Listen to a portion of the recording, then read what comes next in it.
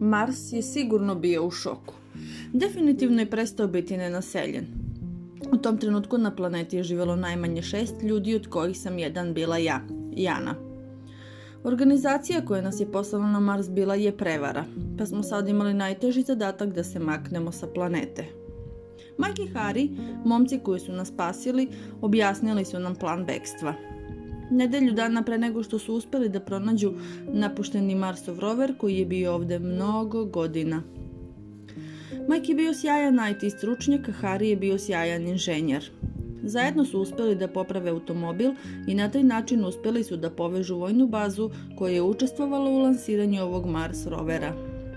Bili su veoma iznenađeni kada su saznali da su svi astronauti koji su bili na Marsu živi. Pa, skoro svi. Mike i Harry im nisu ispričali celu priču. Vojni čovjek je pronašao drugu svemirsku agenciju koja se činila ispravnom. Oni su odmah započeli akciju i poslali tim astronauta koji je morao da nas spase i vrati kući prilično brzo. Let bi trajao 9 meseci. Svih 9 meseci bilo je mučno. Morali smo da naučimo da štedimo, morali smo da uštedimo hranu i energiju, inače ne bismo mogli preživjeti do dolaska spasilačkog broda. Postala sam tako mršava da sam izgledala poput mršavog duha. Jednog dana pre dolaska spasilačkog broda odlučili smo da ostavimo trag na Marsu i s pomoć boje i spreju ispisali smo svoje imena na zidovima observatorije. Uveče smo sedeli za stolom da posljednji put večeramo zajedno. Na nesreću Mike i Harry nisu mogli da se vrate kući s nama. Proveli su više od 7 godina na Marsu i njihova tela su se navikla na ovu planetu. Ako bi se vratili na Zemlju, jednostavno bi umrli. I onako nisu bili nimalo uznemireni jer je pre svega misija bila da ostanu na Marsu ceo život. Srećom, imali bi hranu i zalihe da prežive, a odgovarajuća svemirska agencija brinula bi se o njima. Inače, Bat je također odlučila da ostane. Zaista je željela da završi svoju misiju. Zapravo sam i ja morala ostati, ali toliko su mi nedostajali dom i roditelji. Sljedećeg dana svemirski brod je sleteo na Mars. Osjećaj da ću napokon ići kući bio je neverovatan. Čekali smo da se otvori otvor i spasioci bi nas došli spasiti. Otvor se otvorio. Astronauti su se približili, bili su iznenađeni, čak šokirani kao da su vidjeli duhove. Jednostavno je bilo ono što su pitali kako. Niko iz našeg tima nije mogao da razume šta se ovdje događa. Bat je prišla tim momcima. Želela je da zna šta ih je toliko iznenadilo. Ali oni su ćutali. Odjednom sam je pogledala u rukave i sva sreća koju sam imala odjednom je nestala.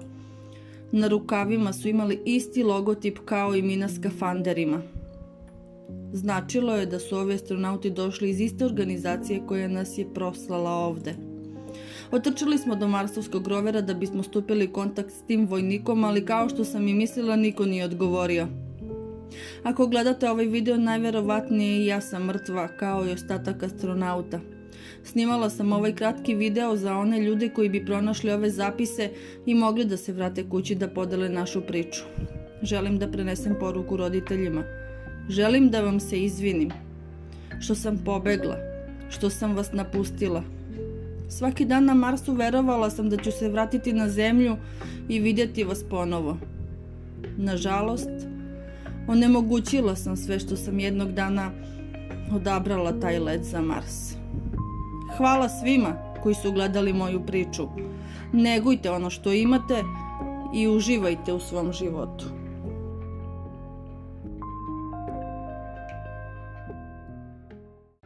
Zdravo svima, zovem se Sergej. Živim u stanu sa mamom. Porodica koja je živjela pored mene upravo se je iselila. Novi par Igor i njegova devojka Sara preselili su se pre par nedelja na njihovo mesto. Jednog dana kada sam odlazio od kuće naleteo sam na Igora na ulazu i pozdravili smo jedno drugo.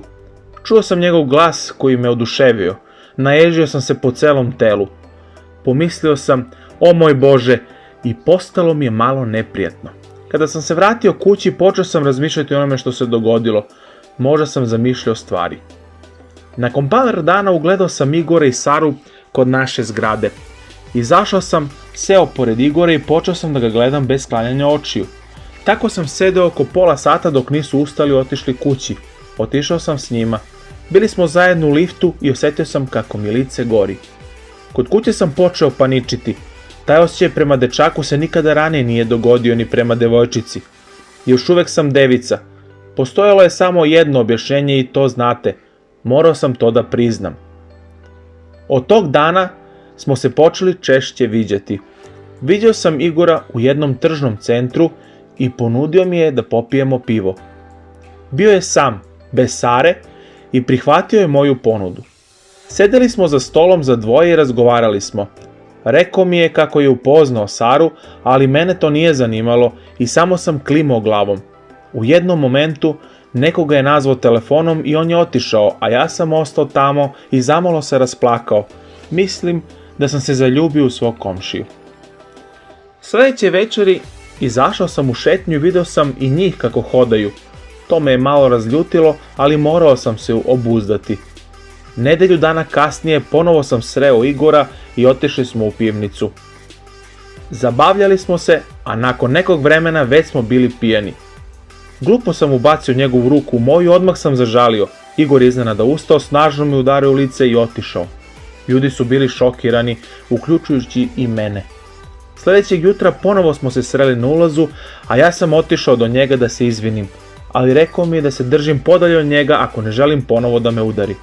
Nakon par dana kad su se odselili, bio sam zabrinut i besan na sebe. Kasnije sam bio pažljiviji sa momcima naravno, ali na sreću nisam sam na ovom svetu i konačno sam našao svoju ljubav. Zdravo svima, moje ime je Keti.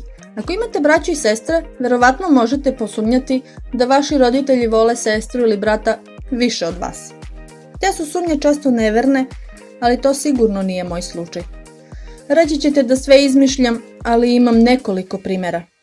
Naša porodica je pre mjesec dana otišla u restoran da jede ukusnu hranu i da uživa od srca. Na prvi pogled u redu je, zar ne? Zapravo otišli su bez mene. Pokupili su moju sestru Ritu iz škole i otišli u restoran i nisu me samo poveli, nego me nisu ni pozvali. Saznala sam kasnije. Zatim, bio je još jedan slučaj. Spavam u istoj sobi sa Ritom i naši roditelji su već pozvali Ritu u njihovu sobu nekoliko puta, razgovarali o nečemu sa njom i dugo se smejali. Samo sam prisluškivala. I posljednji slučaj koji me najviše šokirao. Događa se to da moja sestra i ja idemo u različitim školama, a naši roditelji su nas uvek pokupljivali. Prvo je bila sestra, a zatim i ja, jer je škola bila bliže njihovom poslu. Pre nekoliko dana su me zaboravili pokupiti. Roditelji su zaboravili da pokupe svoje dete. Bila sam toliko šokirana tom činjenicom da sam pala u depresiju. Nisam se vratila kući toga dana. Celu noć su me zvali, ali nisam se javila. Sedela sam na klupi i plakala. Mislila sam da nemam porodicu. Bila sam siroče. Noći se nisam mogla kontrolisati i zaspala sam. Probudila sam se na neočekivanom mestu, u policijskoj kancelariji. Kad sam otvorila oči, vidjela sam majčino uplakano lice, pomalo sedu tatinu kosu i sestrinu ruku na mojoj. Pokupili su me kući. Čutali smo u kolima čitav put. Kada smo bili kod kuće, roditelji me nisu prezirali. Samo su pitali zašto ih nisam čekala posle škole.